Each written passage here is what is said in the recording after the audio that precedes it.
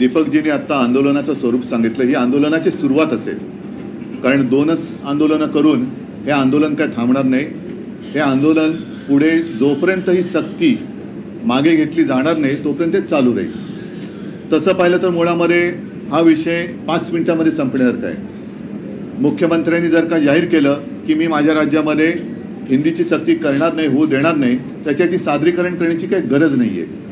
आणि हे दळण कशासाठी दळताय, म्हणजे परत तुम्ही जी काय म्हणजे भाजपने जी काही घोषणा केली होती बटेंगे तो कटेंगे, म्हणजे आता बाटेंगे आणि काटेंगे असं त्यांचं एक धोरण दिसतंय की जी काही एक चांगली एकजिन्सीपणा या सर्व इतर भाषिक आणि मराठी भाषिकांमध्ये राज्यात आणि मुंबईमध्ये आहे त्याच्यात कुठेतरी मिठाचा नाही तर विषाचा खडा हे टाकतायत.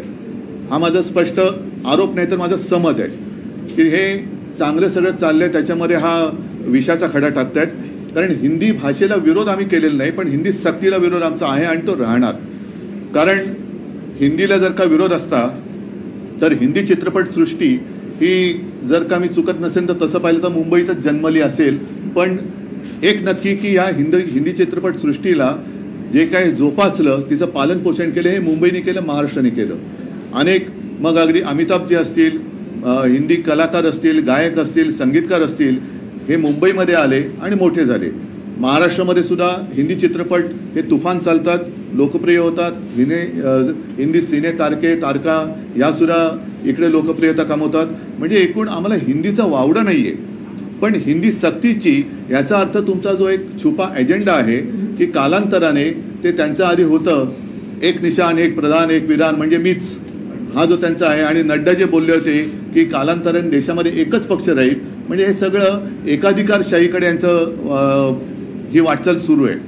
कालच त्यांनी आणीबाणीला झालेल्या 50 वर्षाचा उल्लेख केला. आता ही भाषिक आणीबाणी ते लागत आहेत, ही भाषिक आणीबाणी आहे आणि त्याचा विरोध हा आम्ही तर करणार आहोत. पण विशेष म्हणजे शिवसेनेतले गद्दार जे जिकडे मिंदेपणाने राहत आहेत त्यांना सुद्धा आता बाळासाहेबांचे विचार काय आहेत हे मराठीतून पुन्हा सांगण्याची वेळ आलेली आहे. आम्ही कोणतीही सक्ती ही स्वीकारणार नाही, कोणतीही जबरदस्ती आम्ही लादून घेणार नाही. कारण बाकीचं सादरीकरण वगैरे तुम्ही बोललात, आम्हाला नको म्हणजे नको, आमचं सादरीकरण एकच आहे. कारण हिंदी जबरदस्तीने शिकलं नाही याचा अर्थ हिंदी कोणाला येत नाही अशातला भाग नाही आहे. हिंदी सगळ्यांना येत असतं. मध्ये तर ते RSSचे भैया जोशी ते येऊन तिकडे मुक्ताफळं उधळून गेले होते की मुंबईची घाटकोपरची भाषा गुजराती आहे. म्हणजे मग तुम्ही असे सगळीकडे त्या भाषा जबरदस्ती करणार का? तर हे आम्ही काय चालू देणार नाही. मुळामध्ये एक लक्षात घेतलं पाहिजे की आपला देश हा संघराज्य पद्धतीचा आहे. आपल्या देशाची जी काय वाटणी झालेली, वाटणी म्हणजे मांडणी, वाटणीपेक्षा मांडणी, ही भाषावार प्रांतरचना झालेली आहे. प्रत्येक भाषेनुसार तिला तिचा प्रांत मिळालेला आहे. त्या भाषेला प्रांत मिळाल्यानंतर त्या प्रांताला राजधानी, मुख्यमंत्री हे सगळं मिळालेलं आहे. मी मुख्यमंत्री असताना मला नाईलाजाने मराठी भाषेची सक्ती महाराष्ट्रामध्ये करायला लागली होती. कारण मराठी भाषाच हळूहळू ही लोक अतिक्रमण करून, म्हणजे आमच्यावरती अतिक्रमण असं तर झालंच, पण भाषेवरती पण हे अतिक्रमण करायला लागले. मराठी भाषेवर अतिक्रमण व्हायला लागलं. म्हणून मी मुख्यमंत्री असताना मराठी भाषा ही सक्तीची केली. म्हणजेच काय की दुकानाच्या पाट्यासुद्धा मराठीत पाहिजे, मराठी भाषा ही व्यवहारात आली पाहिजे. आता त्याहीबद्दल काही लोक कोर्टात गेले होते. ते कोण होते, काय होते, कोणाच्या पाठीराखे होते हे आता उघड झालेलं आहे.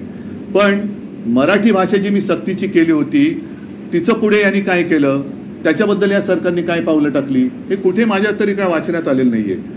मराठी रंगभूमीचा इतिहास सांगणारं, वाटचाल चालणारं मराठी रंगभूमीचं दालन हे मी त्या तिकडे चौपाटीवरती बिर्ला केंद्र जे आहे तिकडे करायचं ठरवलं होतं. आराखडा मंजूर झाला, गो अहेड दिला, पण तेही या मराठी द्वेष्टा आणि महाराष्ट्रद्रोही सरकारने हाणून पाडलं. तिकडे सुद्धा ती जागा आता बिल्डरच्या घशात घालतायत.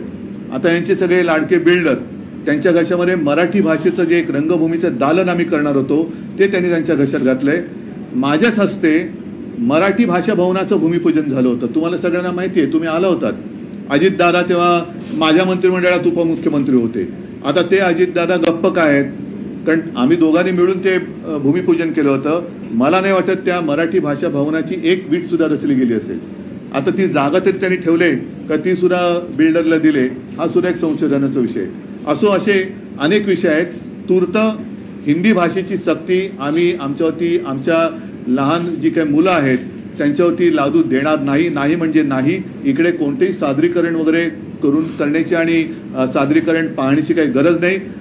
कोणाचंही हिंदी सक्ती नसल्यामुळे हिंदी येत नाही असं काही अडलेलं नाही आहे. सगळेजण गुण्यागोविंदाने इकडे दुबे पण बसलेत, सगळे बसलेत, हिंदी भाषिक आहेत. उलटं ते आता मराठी शिकवायला निघालेले आहेत, मराठी शिकवत आहेत.